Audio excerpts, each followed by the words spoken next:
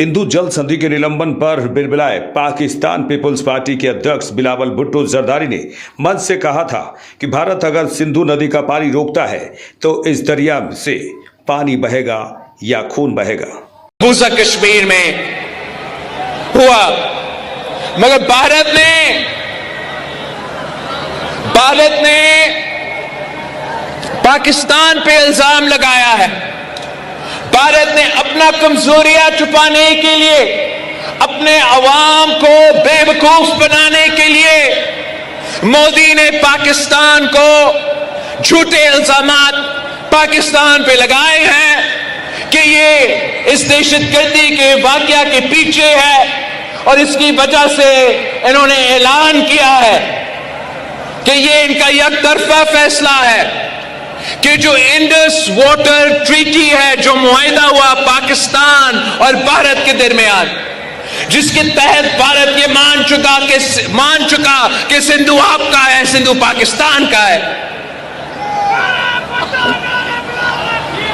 मोदी ने और उनकी हुकूमत ने ऐलान किया कि अब वो ये मुआहिदा नहीं मानते, और मैं सखर में इसी सिंधु दरिया के साथ खड़े होके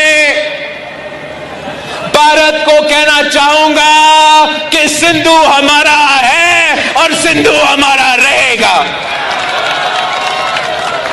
या इस दरिया से हमारा पानी बहेगा या उनका खून बहेगा।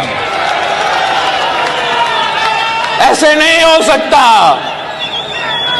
ऐसे नहीं हो सकता कि एक दिन तू उठ जाए और ये फैसला करे कि आप इंडस वाटर ट्रीटी को नहीं मानते हैं। वहीं पाकिस्तान पीपुल्स पार्टी के अध्यक्ष बिलावल भुट्टो जरदारी के कथित बयान पर भारत के कई नेताओं ने जमकर पलटवार किया है।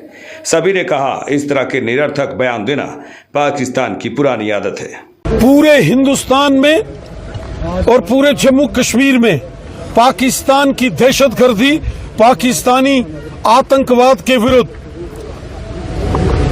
आक्रोश है, नौजवानों का खून खोल रहा है। पूरे हिंदुस्तान के साथ साथ यहाँ वादी कश्मीर में पूरा कश्मीर बंद है। कश्मीर के नौजवान सड़कों पर हैं। जो यात्रियों पर हमला, सैलानियों पर पहलगाम में हमला हुआ, वो मानवता का कत्ल हुआ। मानवता भी शर्मसार हो गई, इंसानियत तार तार कर दी। पाकिस्तान के इन बुज़दिल कायर आतंकवादियों ने बहुत बड़ा गुनाह और बहुत बड़ा पाप पाकिस्तान के इन गुनाहगारों ने, इन दहशतगर्दों ने, इन आतंकवादियों ने किया है, जिसकी भारी कीमत पाकिस्तान को और उनके इन आतंकवादियों को चुकानी पड़ेगी। हमारे प्राइम मिनिस्टर मोदी साहब ने कहा है कश्मीर के गुनाहगारों को, पहलगाम के कातिलों को, जो दहशतगर्द, जो आतंकवादी हैं, जिन्होंने आदिल हुसैन शाह साहब, जो कि कश्मीरी नौजवान, जिसने यात्रियों को बचाते बचाते अपने सीने पर गोली खाई, और जो सैलानी आए जो पहलगाम में शहीद हो गए, ये जुल्म, ये पाप जो इन्होंने किया है, इसकी भारी कीमत पाकिस्तान को और आतंकवादियों को चुकानी पड़ेगी। बिलावल भुट्टो कह रहे हैं कि सिंध हमारी थी और हमारी रहेगी, चाहे हमें पानी के बदले खून बहाना क्यों ना पड़े।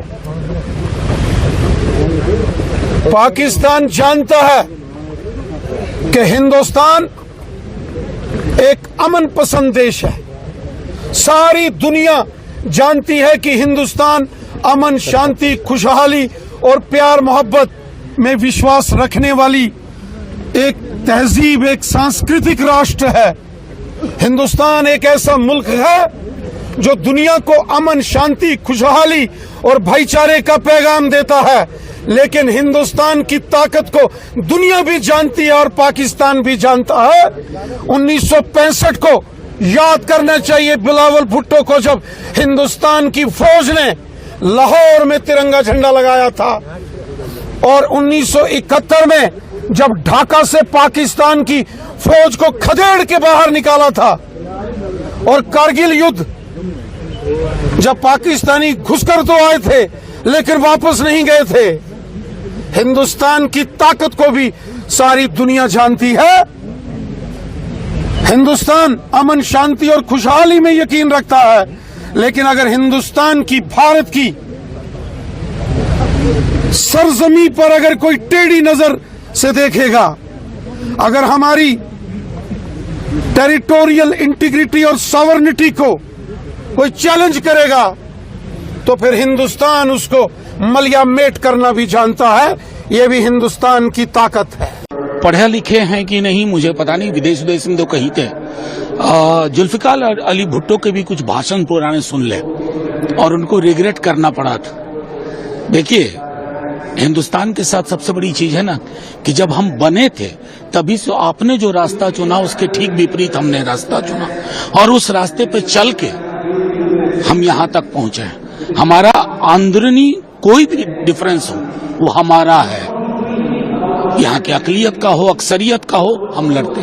लेकिन आप तो एक रोग स्टेट के प्रवक्ता की तरह बोल रहे हो भाई। इसलिए मैंने कहा कि जुल्फिकार अली भुट्टो जी क्या बोल रहे थे और बाद में क्या बोलना पड़ा। थोड़ा इतिहास का अध्ययन कर लें, इतिहास काफी कुछ बता देगा। नाना क्या बोले थे उसको मालूम है? वो कहाँ है? खून तो छोड़ दीजिए, खून तो पाकिस्तान में बह रहा है।